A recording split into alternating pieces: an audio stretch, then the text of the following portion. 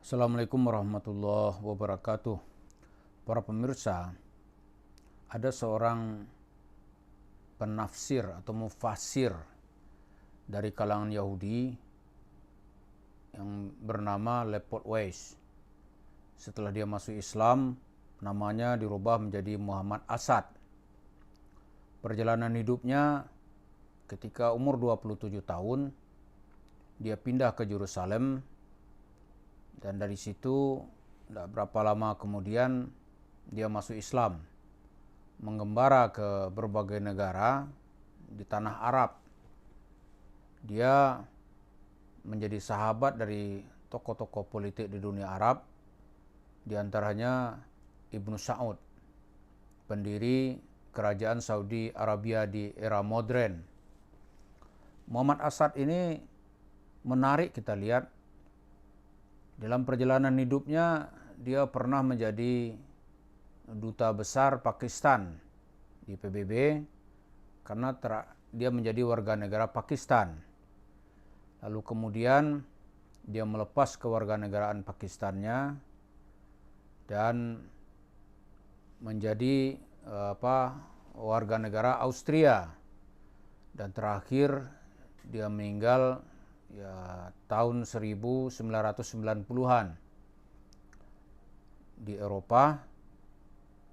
Tapi yang menarik ada karya-karyanya tentang Islam yang sangat fundamental.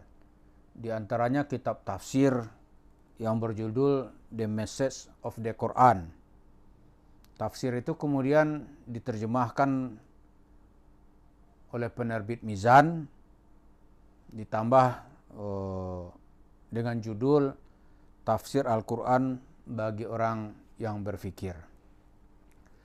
Untuk konten kita pada saat ini, kita ingin melihat sedikit bagaimana Muhammad Asad memberikan kita modal untuk membaca keadaan sekarang dan keadaan yang akan datang. Salah satu modal yang diberikan oleh Muhammad Asad itu, dia banyak mengungkap cerita-cerita metaforis dalam Al-Quran.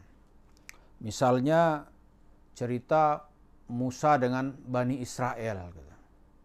Musa dengan pengikutnya ketika masuk ke kota suci Yerusalem. Banyak pengikut-pengikutnya saat itu nggak sanggup berjuang bersama Musa. Akhirnya Allah berfirman seperti diungkapkan dalam surat Al-Baqarah, Qala atastabdiluna alladhi huwa adna billadhi huwa khair. Apakah kamu ini akan mengganti yang baik ini dengan yang buruk, atau sesuatu yang buruk ini kamu ambil, kamu buang yang baik. Maka ayat itu lanjutnya ihbitu Misra. Pergilah kamu kembali ke Mesir. Jadi ceritanya itu begini, Yahudi itu kan dibawa oleh Nabi Musa keluar dari suasana perbudakan untuk menjadi manusia merdeka. Keluar dari manusia yang diperintah-perintah di bawah kekuasaan Fir'aun sebagai manusia tertindas, dibawa menjadi manusia merdeka yang bebas di kota Yerusalem. Tapi di kota ini dia nggak sanggup karena penderitaan hidup yang dihadapinya diantaranya adalah soal makanan. Ya maklumlah, negara yang baru berdiri semuanya belum lengkap fasilitasnya. Dia kembali membayangkan bagaimana hidup di Mesir, ada jatah makanan, ya kan? Seperti yang disebut oleh Allah dalam Al-Quran itu. Jadi kalau kita ambil dari cerita ini, para pemirsa sekalian, di dalam menghadapi persoalan kita sekarang, kita juga harus mempunyai patokan nilai. Misalnya ketika kita ingin mengakhiri Yusuf Mansur dari cerita kesewenang-wenangannya, dari cerita yang penuh tipuan, dari cerita-cerita omong kosong, itu sebenarnya kita ingin membawa masyarakat ini kepada standar nilai yang jelas. Standar nilai secara dalilnya jelas, kemudian secara aplikasinya bisa diterima gitu. Jadi teori dan praktek itu ada link and match gitu kan. Ada kesinambungan. Nah, coba banyak di antara kita ya, itu malah mengkritik apa hasilnya. Misalnya ketika kita bicara tentang Yusuf Mansur, hasilnya mana gitu. Ya hasilnya kan banyak yang sudah kita lihat. Cuma memang belum mengantarkan kepada hasil yang final. Ya kan? Belum membawa kepada hasil yang final. Hasil final misalnya Yusuf Mansur dibui 20 tahun. Karena kasus-kasusnya yang banyak. Itu memang belum. Tapi secara prinsip beragama yang benar gitu. Umumnya sekarang ini jemaah-jemaah itu sudah merasakan bahwa apa yang diciptakan oleh Yusuf Mansur itu ternyata memang merugikan mereka. Karena itu hampir tidak ada tempat yang membuka peluang kepada Yusuf Mansur. Terakhir kita lihat ada televisi ya, channel televisi lah ya. Masih memberi dia kesempatan gitu. Tapi orang memberikan reaksi yang keras terus-menerus. Nah sekarang di banyak tempat suara-suara yang memprotes Yusuf Mansur itu terus bermunculan.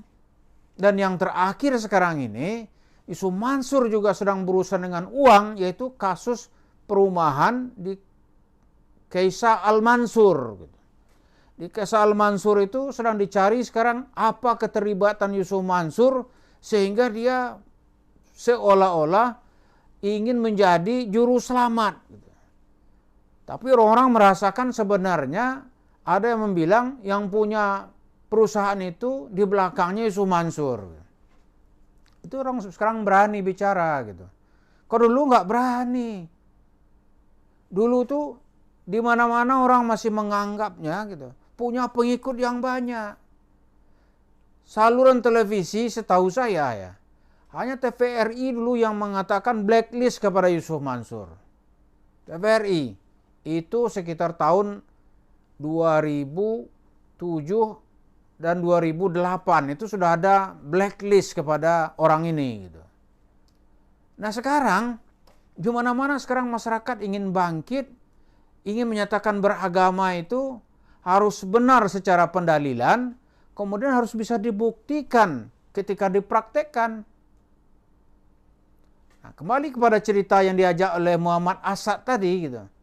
Kalau kita tidak bisa menentukan arah kita gitu, seolah-olah kemudian masa sekarang ini kita tidak mendapat apa-apa. Seolah-olah apa yang kita perjuangan itu tidak ada hasilnya, itu salah. Hasilnya banyak gitu. Dan jangan pula berpikir, oh sama aja dulu juga nggak ada gitu. Itu salah.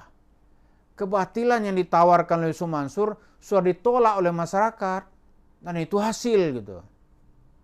Itu hasil. Orang nggak mau diajak beragama seperti Yusuf Mansur. Kemudian kenapa ini kita ungkap terus-menerus gitu.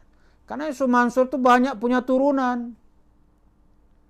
Saya banyak sekali saya lihat itu ustadz-ustadz yang modus operandinya itu sama dengan Yusuf Mansur.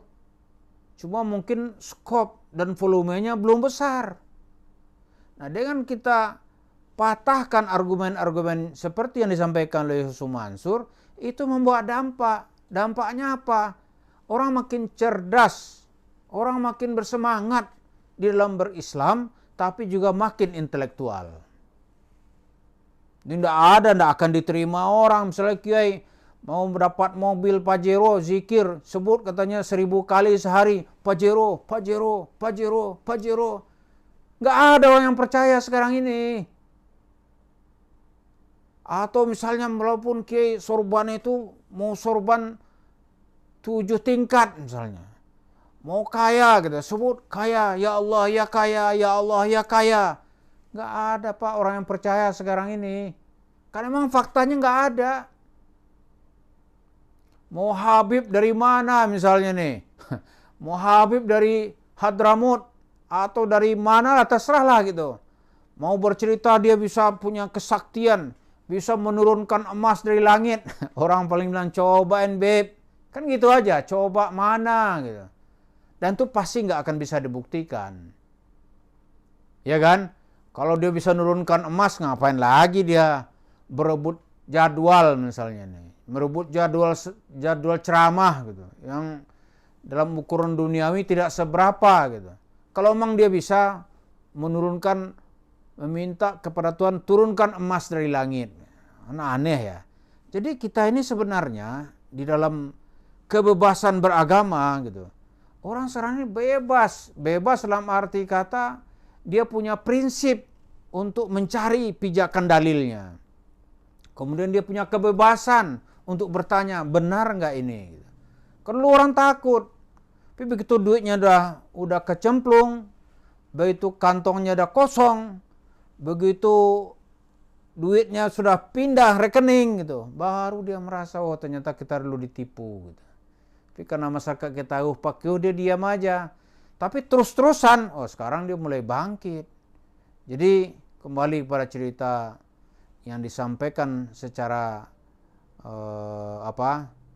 analogi oleh Muhammad Asad ini, kita nggak boleh merasa kehilangan arah.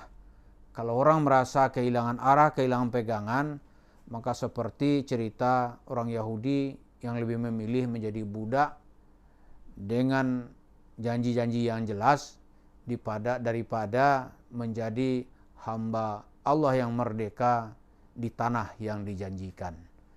Mudah-mudahan di bulan Ramadan ini kita makin yakin terus bahwa agama Islam itu memberi jalan kebenaran dan dia akan menyeleksi siapapun yang mencoba menyelewengkannya demi tujuan-tujuan duit seperti yang terus dimainkan oleh Yusuf Mansur dan pengikutnya. Terima kasih.